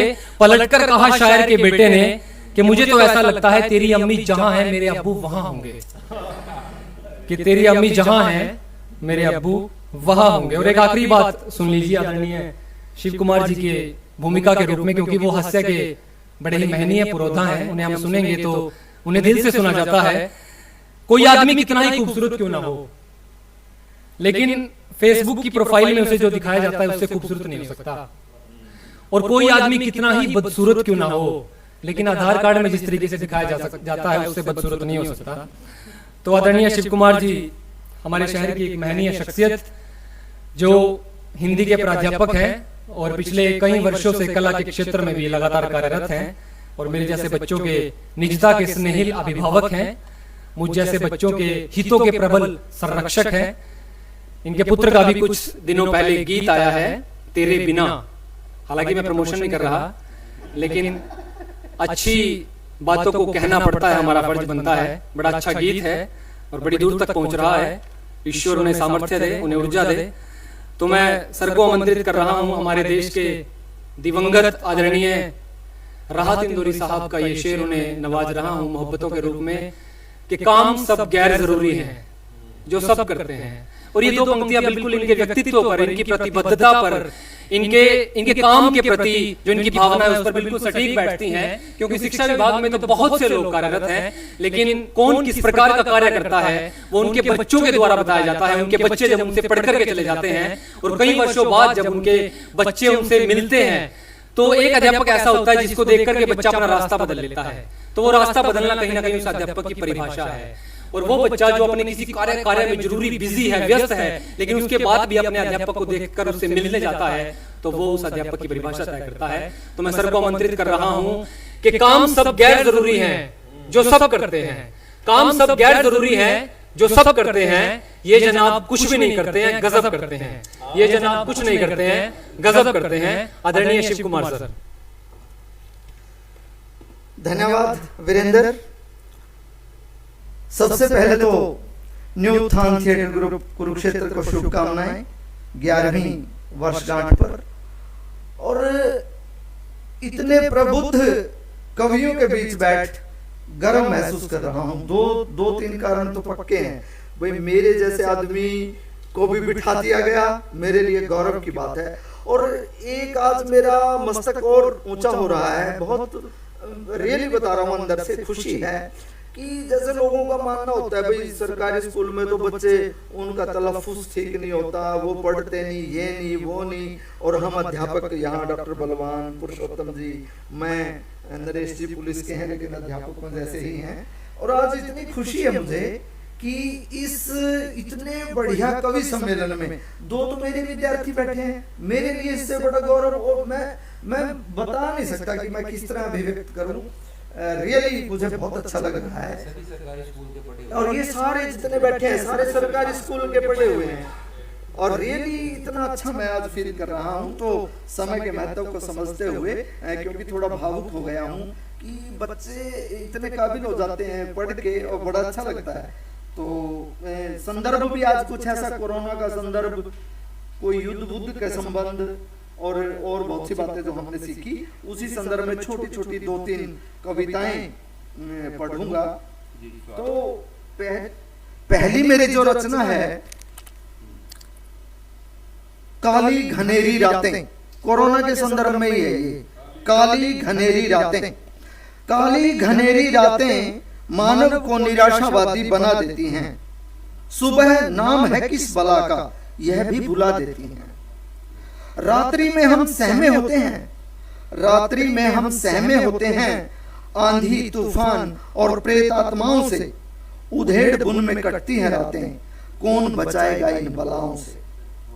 काश हमारी सोच आशावादी बन जाती, काश हमारी सोच आशावादी बन जाती। एक नहीं अपितु अनेक सुबह हमारे लिए आती। काश हमारी सोच आशावादी बन जाती, एक नहीं अपितु अनेक सुबह हमारे लिए आती। अंधेरे से जूझना सीख, प्रकाश स्वयं आएगा। गौर फरमाएं, अंधेरे से जूझना सीख, प्रकाश स्वयं आएगा। शिव जितना अंधेरा है जीवन में वह स्वयं मिट जाएगा, वह स्वयं मिट जाएगा। ये कोरोना को लेकर थी कि हम आशावादी बनेंगे और ये रचना इस पे चरितार्थ होगी। और अब लॉकडाउन में हमें दुख तो बहुत हो रहा है, परेशानी भी बहुत हो रही है, लेकिन इस कोरोना काल में, इस लॉकडाउन में, इस सिस्टम में जो कुछ बातें अच्छी भी निकल कर आई हैं, वो भी एक रचना। क्योंकि आजकल का माहौल कोरोना पे ही केंद्रित है ज्यादा मामला। हम पूरा एक विस्तार से आयोजन भी नहीं कर पाए, इसलिए हमें यहाँ इन यंत्रों का सहारा लेना पड़ा। मीडिया, ये कैमरा और माइक, इनके माध्यम से हम आप सभी दर्शकों से जुड़ रहे हैं। तो दूसरी रचना मेरी इंसानियत, जिसका शीर्षक है इंसानियत। लॉकडाउन के चलते इंसान इंसानियत सीख रहे हैं, गरीबों, लाचारों और बीमारों की निस्वार्थ सेवा कर रहे हैं।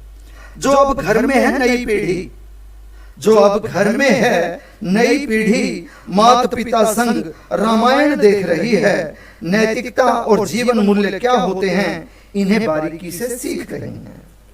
बेतुके रचनाकार कुछ थे यहाँ, ऐसे रचनाकार थे जो लगे रहते थे। बेतुके रचनाकार कुछ थे यहाँ, अब दिशा बदल गए हैं। कोरोना और इंसानियत को मुद्दा बना निरंतर लिखने में रम गए हैं।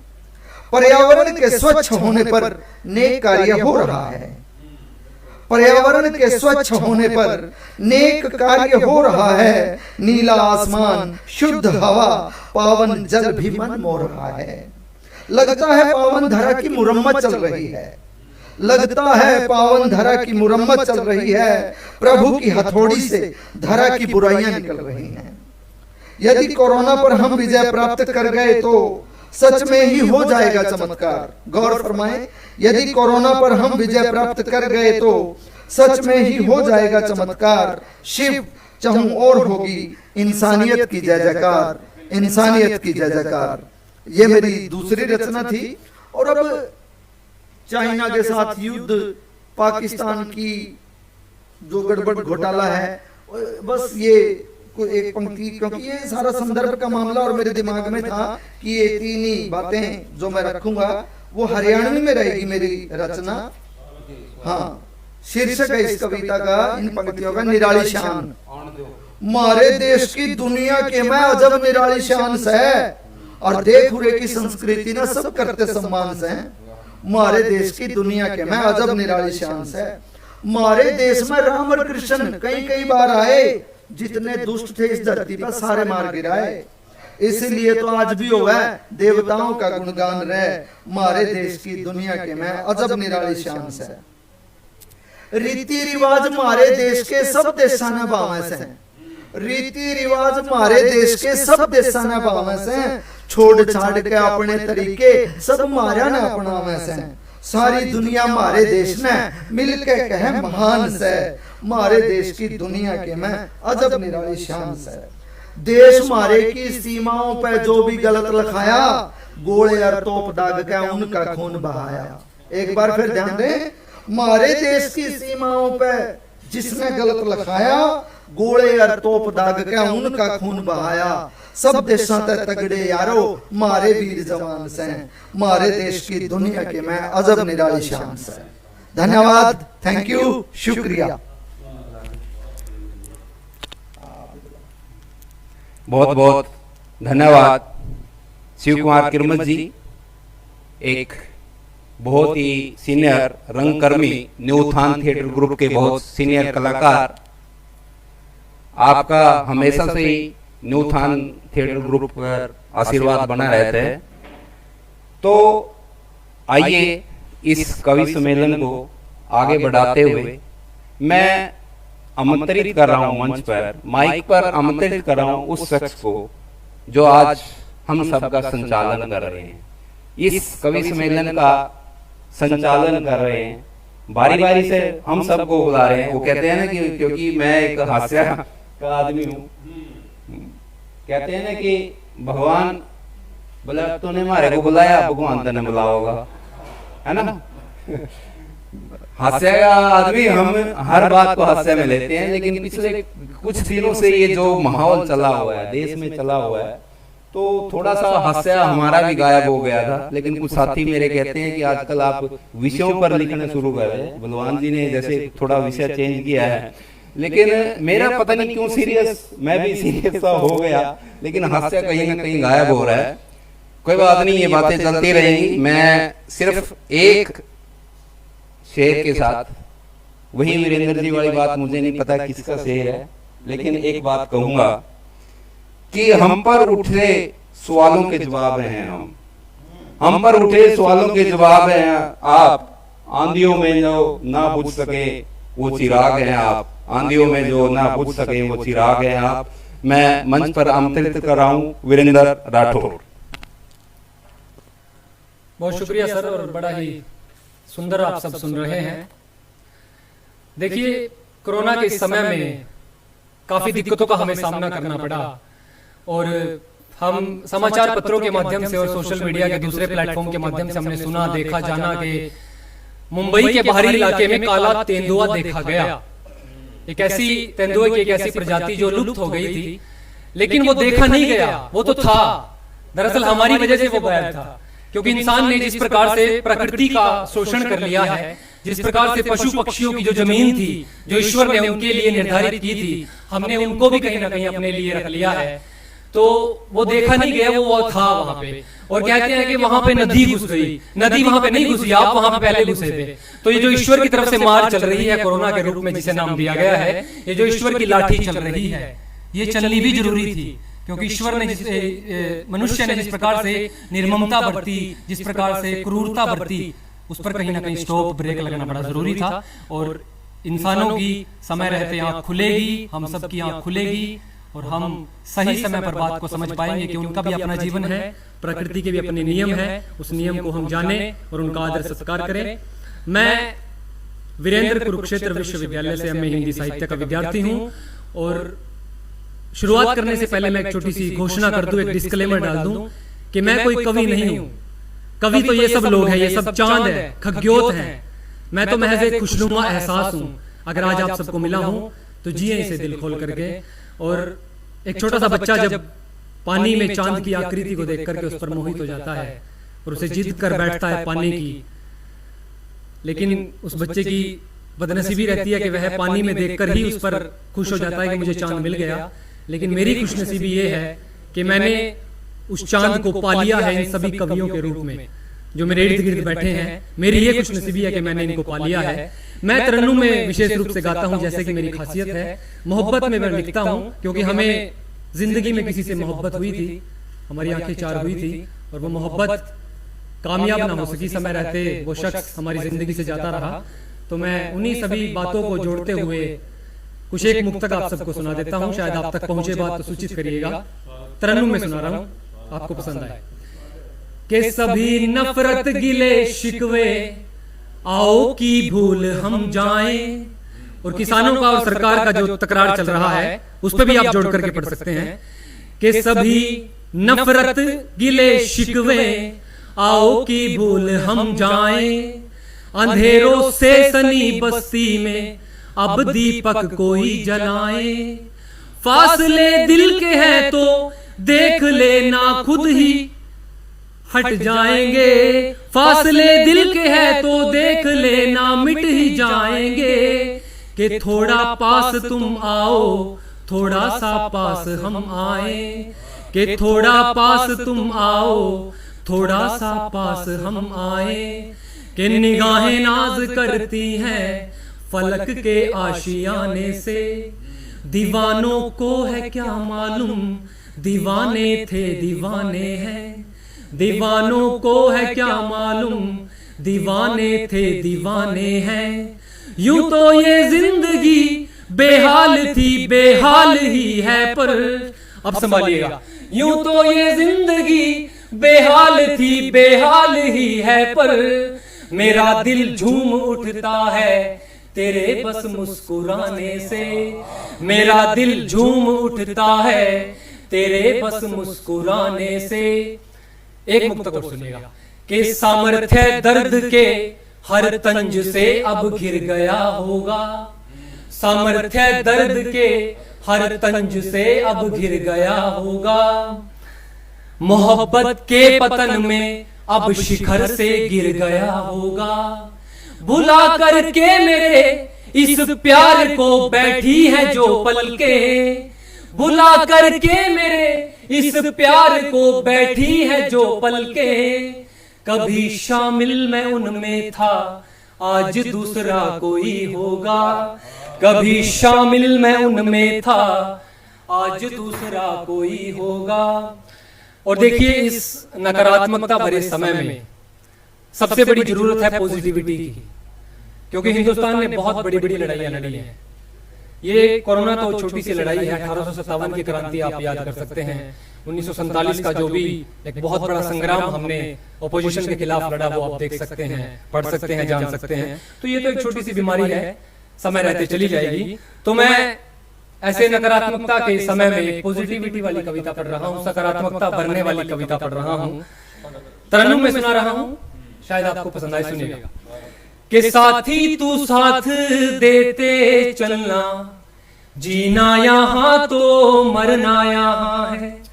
ये सब लॉकडाउन की उपज है, शायद आपको अच्छा लगे। कि साथी तू साथ देते चलना, जीना यहाँ तो मरना यहाँ है। काल का है ये नियम पुराना, करना यहाँ तो भरना यहाँ है। काल का है ये नियम पुराना, करना यहाँ तो भरना यहाँ है। आग के दरिया के जैसी तपन है, झील के झरनों के जैसी रवानी। व्यर्थ का काहे विलाप करे है, पल की ही है ये सारी कहानी। व्यर्थ का काहे विलाप करे है, पल की ही है ये सारी कहानी। साथी तू साथ देते चलना, जीना यहाँ तो मरना यहाँ है।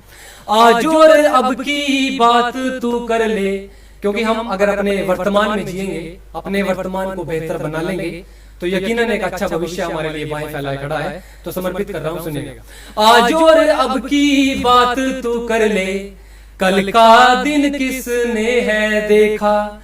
मन से त्याग गलत भावना को, कर्मों की तू बदल दे रेखा। मन से त्याग गलत भावना को, कर्मों की तू बदल दे रेखा। जिन घड़ियों को तू रो रो काटे, ये क्या रोते रहते हर वक्त, क्या मुंह लटकाए रहते हर वक्त। जिन घड़ियों को तू रो रो काटे, उनमें हंसना सीख जा बंदे। सुख दुख तो आने जाने हैं, सुख दुख तो आने जाने हैं। खुशियों को तू बांट रे बंदे। मन के हारे हार है संभव। और एक अच्छी बात बता करके जा रहा हूं, मन के हारे हार है संभव, मन के जीते जीत हुई है। मंजिल तक तुम पहुंचोगे ही, दृढ़ निश्चय से गर बात हुई है। साथी तू साथ देते चलना, जीना यहाँ तो मरना यहाँ है। और जैसा कि मैंने पहले भी बताया कि मैं कोई कवि नहीं हूँ, बिल्कुल सहज और सरल शब्दों में लिखता हूँ और बात आप तक पहुंच रही है तो अच्छा लग रहा है। युवाओं के लिए गीत पढ़ रहा हूँ जो विशेष रूप से मैंने लिखा है। 15 अगस्त के दिन मैंने ये लिखा था। और हमारे देश के युवा जो आए दिन किन्हीं दूसरी प्रकार की गतिविधियों में संलिप्त रहते हैं, क्योंकि एक युवा अपने देश की मजबूत रीढ़ की हड्डी होते हैं, देश के कर्णधार होते हैं। और जैसा कि आदेश ने कहा कि तलवार की नोक पर इतिहास बनता है, एक जवान की ओर से जमाना बनता है। और हमारे देश के युवा, एक आंकड़ों के अनुसार बताया जाता है कि भारत देश में युवाओं की जनसंख्या 65% आबादी युवाओं की है। और जिस देश में युवाओं की आबादी इतनी ज्यादा हो जाए तो उस देश को पूरे विश्व में शक्ति और महाशक्ति बनने से कोई रोक नहीं सकता। जरूरत है तो उन्हें सही दिशा निर्देश देकर के सही ट्रैक पर लाने की। तो मैं एक बिल्कुल नया गीत जो मैंने कहीं नहीं सुनाया है, मेरा सौभाग्य है कि इतने बड़े मंच पर पढ़ रहा हूं, सुनिए। देश के युवा सुनो, आवाज देश की बनो, मर मिटो तुम राष्ट्र पर, सपना कोई ऐसा चुनो। देश के युवा सुनो, आवाज देश की बनो, मर मिटो तुम राष्ट्र पर, सपना कोई ऐसा चुनो।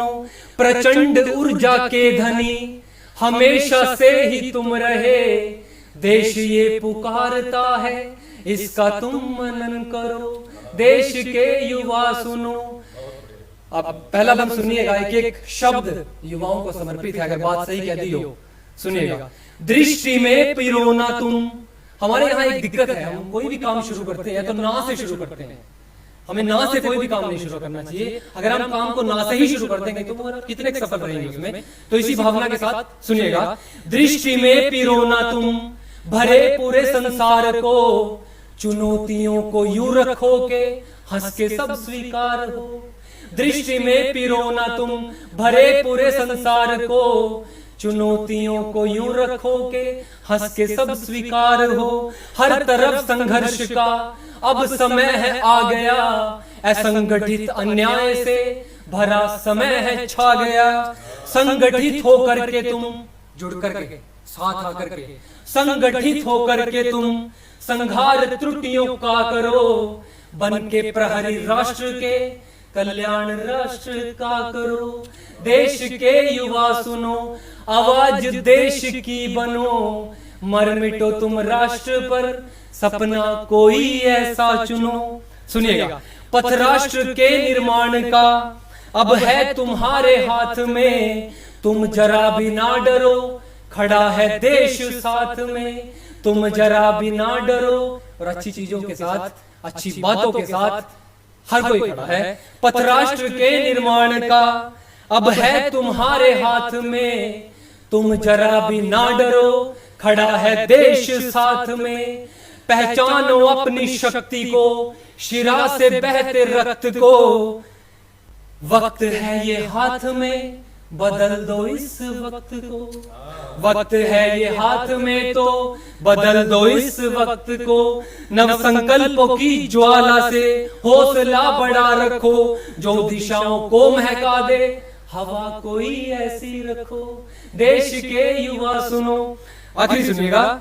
हमारे देश की पहचान जिन बातों से हम सभी बातों का समावेश करने की कोशिश की है। हिंदुस्तान क्या है, हिंदुस्तान किसे कहते हैं, सुनिएगा। भाषा जहां पहचान है, संस्कृतियों का सम्मान है, सरहद पे डटे सैनिक ही देश का स्वाभिमान है। विज्ञान ज्ञान ध्यान और गुरुओं का ये जहान है। विज्ञान ज्ञान ध्यान और गुरुओं का ये जहान है। विश्व के पटल पे भी मेरा भारत महान है। विश्व के पटल पे भी मेरा भारत महान है। प्रतिकूल वक्त में भी जो गीत खुशियों के कहे, हम रहे या ना रहे ये हिंदुस्तान अमर रहे। हम रहे या ना रहे ये हिंदुस्तान अमर रहे। देश के युवा सुनो आवाज देश की बनो, मर मिटो तुम राष्ट्र पर सपना कोई ऐसा चुनो। और शायद मैं समय ज्यादा ले गया, समय की भी अपनी एक सीमा है। और आखिरी में भगवान श्री कृष्ण हम सबके आराध्य देव, उनका स्मरण कर लेते हैं। एक दिन मैं ऐसे ही बैठा था, जन्माष्टमी से कुछ दिन पहले की बात है, और अचानक से गीत आया, क्योंकि ये चीजें अपने आप आती हैं। आप लिखने बैठ जाओ शायद लिख नहीं पाओगे। अचानक से गीत आया और मैंने वो लिखा, और शायद ईश्वर ने मुझसे लिखवाया है। इतना अच्छा वो लिखा गया, मैंने काफी मंचों पर पढ़ा। बड़ा मोहब्बत, बड़ा स्नेह उस गीत के माध्यम से मुझे मिल रहा है। हम सबके आराध्य देव भगवान श्री कृष्ण की नटखट शरारतों को समेटते हुए ये गीत है, सुने। यशोदा मैया हमारी बैया, पकड़े थोड़ा कृष्ण कन्हैया। यशोदा मैया हमारी बैया, गोपियां क्या कह रही हैं? यशोदा मैया हमारी बैया, पकड़े थोड़ा कृष्ण कन्हैया। पनघट पे आके मुरली बजा के, पनघट पे आके मुरली बजा के, हमको छेड़े है रास रचैया। यशोदा मैया हमारी बैया, पकड़े थोड़ा कृष्ण कन्हैया। पहला बार सुनिएगा। हम आगे आगे वो पीछे पीछे, हमारी चुनरी पकड़ के खींचे। हम आगे आगे वो पीछे पीछे, हमारी चुनरी पकड़ के खींचे। सब गोपियों को खूब सतावे, घर बुला के नाच नचावे। केशव के डर से अपने ही मन से, केशव के डर से अपने ही मन से, हम भी नाचे ताता थैया। यशोदा मैया हमारी बैया, पकड़े थोड़ा कृष्ण कन्हैया। यशोदा मैया हमारी बैया, पकड़े थोड़ा किशन कन्हैया। आखिरी बंद सुनिएगा, आप सबसे विदा ले रहा हूं। कभी तो हमसे लाड लड़ावे, मन का मीत कह के बुलावे। कभी तो हमसे लाड लड़ावे, मन का मीत कह के बुलावे। इस नटखट के बिन सुना है सब कुछ, गर ना दिखे तो मन घबरावे। इस नटखट के बिन सुना है सब कुछ, गर ना दिखे तो मन घबरावे। हम भी चलेंगे संग तेरे मोहन, हम भी चलेंगे संग तेरे मोहन। रुक जाओ बल्लू दाऊ के भैया, यशोदा मैया हमारी बैया। पकड़े थोड़ा किशन कन्हैया, यशोदा मैया हमारी बैया। पकड़े थोड़ा किशन कन्हैया। बहुत बहुत शुक्रिया, बहुत बहुत धन्यवाद। और मैं धन्य हो गया, आप सबने मेरी प्रस्तुति सुन ली। अब मैं आखिरी में इस कार्यक्रम की अध्यक्षता कर रहे आदरणीय बलवान सर को आवाज दे रहा हूं, जो मुझसे बहुत प्रेम करते हैं और हिंदी के प्राध्यापक हैं। प्रेम तो मुझसे खैर सभी करते हैं, इन सब की वजह से ही मैं हूं। और आदरणीय बलवान सर श्रृंगार के कवि हैं। श्रृंगार के दो पक्ष होते हैं, संयोग और वियोग, ये दोनों पर बड़ा कमाल का लिखते हैं। और मैं कहना चाहूंगा कि खतों की जरा सी आहट पर, खतों की जरा सी आहट पर दिल का दरवाजा खोल सकता है। इश्क एक ऐसी जबान है प्यारे, जिसे गूंगा भी बोल सकता है। इश्क एक ऐसी जबान है प्यारे, जिसे गूंगा भी बोल सकता है। और मोहब्बत के मामले बड़े कमाल है। और इसी संजीदगी से हमें आदरणीय बलवान सर जोड़ेंगे कि शायरी ऐसी भी लिखी गई कि कल किसने दिन भर मुझको बहकाया था। सुनिएगा कि कल दिन भर किसने मुझको महकाया था, अब याद आया तुझसे हाथ मिलाया था। अब याद आया कि तुझसे हाथ मिलाया था। और यूं भी कहा गया है कि गुम अगर सुई भी हो जाए तो बहुत दुख होता है, कि गुम अगर सुई भी हो जाए तो बहुत दुख होता है। हमने तो मोहब्बत में तुझे खोया है, हमने तो मोहब्बत में तुझे खोया है। आइए इसी मोहब्बतों के सफर पर आप सबको ले चलते हैं, मोहब्बतों के इसी जज्बे पर, इसी ऊहा पोह पर, इसी जद्दोजहद पर आप सबको ले चलता हूँ। श्रृंगार रस के कैसे पुरोधा आदरणीय बलवान सर हमारे बीच हैं, जो श्रृंगार के दोनों पक्षों पर बड़ा कमाल का लिखते हैं। आदरणीय बलवान सर। बहुत बहुत आभार वीरेंद्र जी। और सबसे पहले मैं न्यू उत्थान थिएटर ग्रुप को सबसे पहले बहुत बहुत बधाई और शुभकामनाएं देना चाहूंगा उनकी 11वीं वर्षगांठ पर। और उनके जितने भी पदाधिकारी हैं, कलाकार हैं, उन सभी को बहुत बहुत बधाई और आभार भी कि उन्होंने इतना अच्छा मंच हमें प्रदान किया। और इस थिएटर की जितनी गतिविधियां रही हैं, न केवल कुरुक्षेत्र में बल्कि अनेक शहरों में बड़े बड़े कार्यक्रम इन्होंने किए हैं और बड़े बड़े कलाकार हमें दिए हैं, तो उन सभी को एक बार फिर से मैं बहुत बहुत बधाई देता हूं। और कितना हर्ष का विषय भी है कि इस मंच पर कवि तो बैठे ही हैं, अलग अलग विधाओं के लोग भी बैठे हैं। शिव कुमार किरमल जैसे, अपने नरेश जी जैसे, जो रंगमंच की विधा से भी जुड़े हुए हैं और अपने चुटकुलों से भी लोगों को इस तनाव के दौर में हंसी प्रदान करते हैं। और एक और हमारे डॉक्टर पुरुषोत्तम जी, जो म्यूजिक डिपार्टमेंट से जुड़े हैं, संगीत से जुड़े हैं, इतनी अच्छी गजल उन्होंने पढ़ी। और सबसे ज्यादा हर्ष का जो विषय है, 2 युवा हमारे बीच में हैं। और वीरेंद्र ने जिस प्रकार से इस पूरे काव्य गोष्ठी का संचालन किया है, बहुत बहुत बधाई। आदेश इस उम्र में इतना अच्छा पढ़ते हैं, इतना अच्छा बोलते हैं, ये भी हमारे लिए बड़ा ही हर्ष का विषय है। और विकास जी और साजन कालरा हमारे सामने बैठे हैं, जिन्होंने उत्थान थिएटर ग्रुप के माध्यम से और आज बड़े बड़े रंगमंच पर वो पहुंच चुके हैं, टीवी सीरियल में आ रहे हैं, तो उन सभी को बहुत बहुत बधाई इस शुभ आयोजन पर।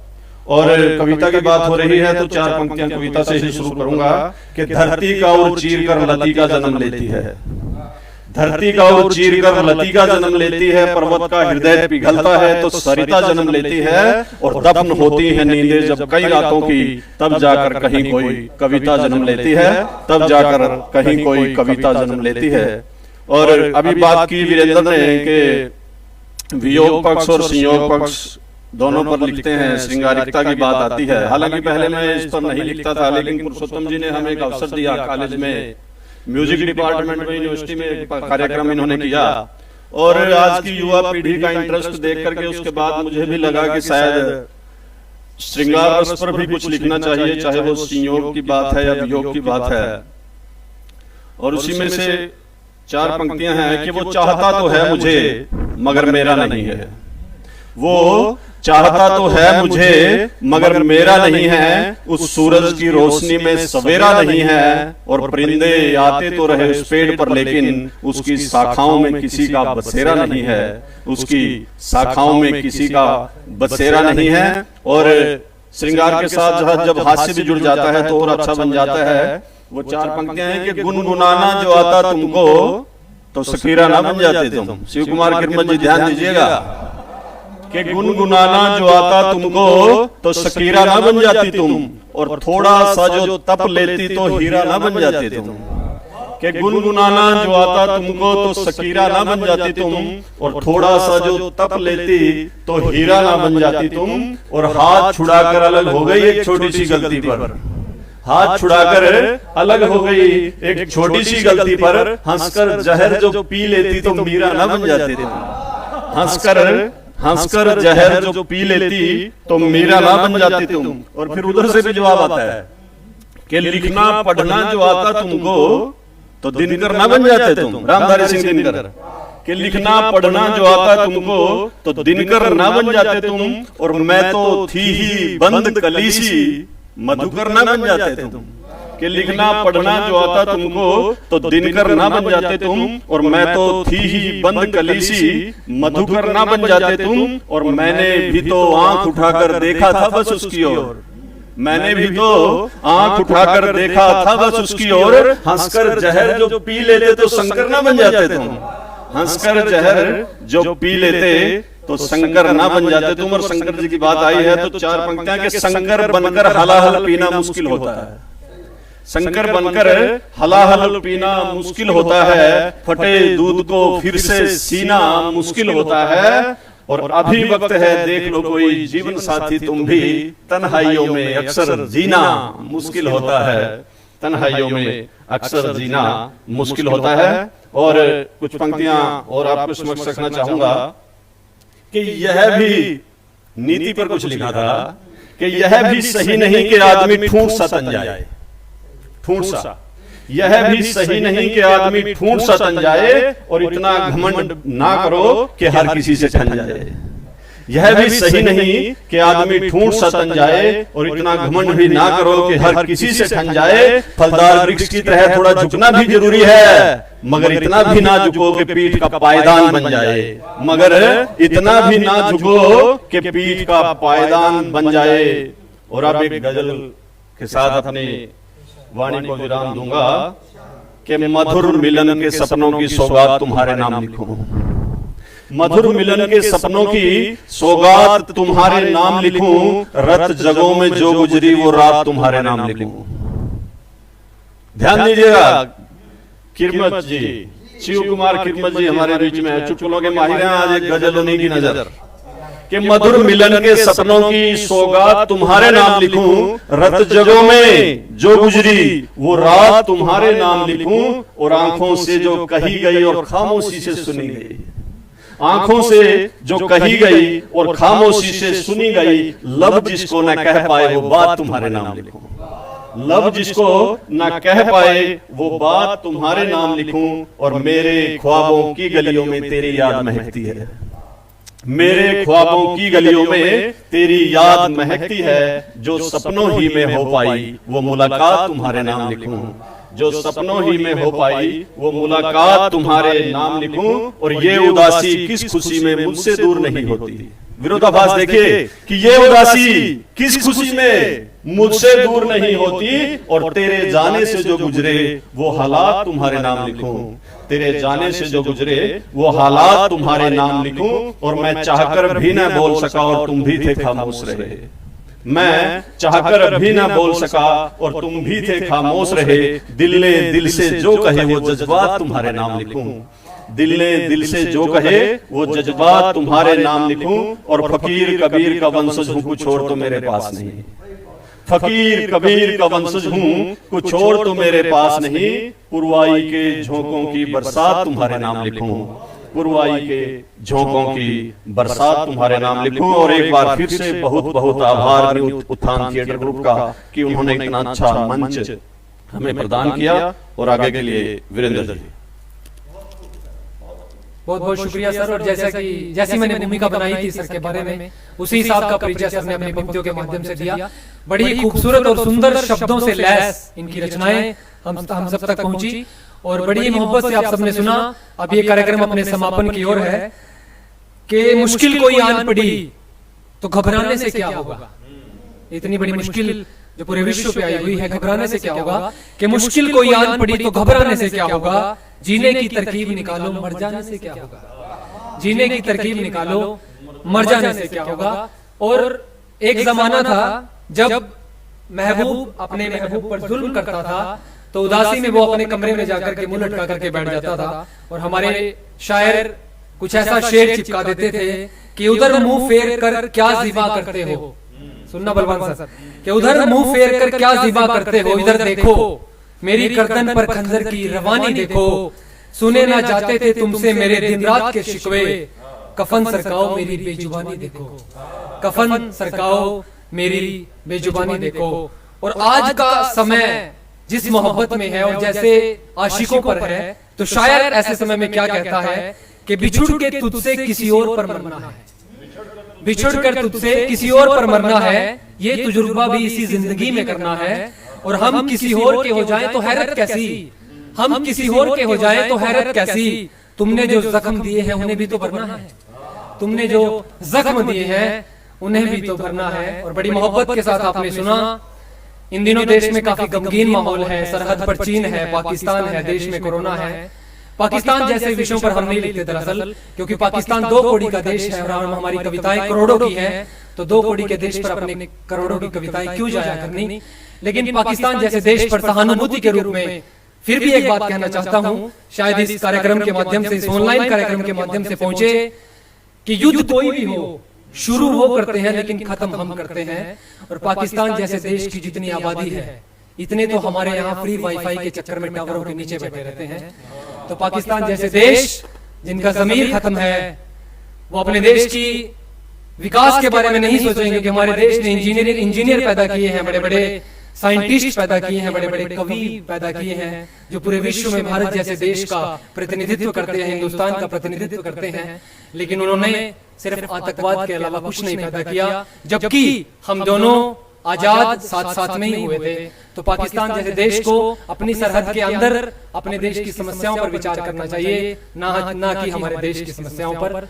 तो बहुत बहुत शुक्रिया। और न्यू उत्थान थिएटर ग्रुप का बहुत बहुत आभारी हूँ जिनकी वजह से ये कार्यक्रम रखा गया। उन्हें उनके वार्षिक उत्सव की बहुत बहुत शुभकामनाएं। हम आपसे ये उम्मीद करते हैं और ईश्वर से ये प्रार्थना करते हैं, ये कामना करते हैं कि जिस मोहब्बत के साथ आप अपने कार्य को निभा रहे हैं, जिस भावना के साथ निभा रहे हैं, और आपके ग्रुप में, आपके परिवार में जितने भी लोग मेहनत कर रहे हैं, ईश्वर आप सबके हाथों को संबल दे, आप सबको ऊर्जा दे और आप सब आने वाले भविष्य में नए नए आयाम स्थापित करें और हम सबको उत्साहित करते रहें और पूरे देश को उत्साहित करते रहें। नरेश सागर सर कुछ कह रहे हैं तो ये का समाप्त करें। तो आखिर में बस यही है कि मिलते रहो कि मिलते रहने का सिलसिला हूं मैं। और अगले वर्ष भी आप इस कार्यक्रम को, इस प्रकार के कार्यक्रम को सुने कि अगर ये बीमारी समय रहते जल्दी ही खत्म होगी तो फिर आप दूसरे प्रकार से इस कार्यक्रम को सुनेंगे। इस प्रकार ये कार्यक्रम छोटा किया गया क्योंकि कोविड-19 के चलते कुछ हिदायतों का हमें सामना करना पड़ा और उन सब के अधीन रह करके हमने ये कार्यक्रम रखा। आखिरी में मैं 2 पंक्तियों के साथ समापन करना चाहूंगा अपनी, कि मिलते रहो कि मिलते रहने से मिलते रहने का सिलसिला हूं मैं। मिलते रहो कि मिलते रहने से मिलते रहने का सिलसिला हूं मैं। आज अब सबको मिला हूं तो सुन लीजिए, वरना खुद को भी कब मिला हूं मैं, वरना खुद को भी कब मिला हूं मैं। बहुत बहुत शुक्रिया, बहुत बहुत धन्यवाद।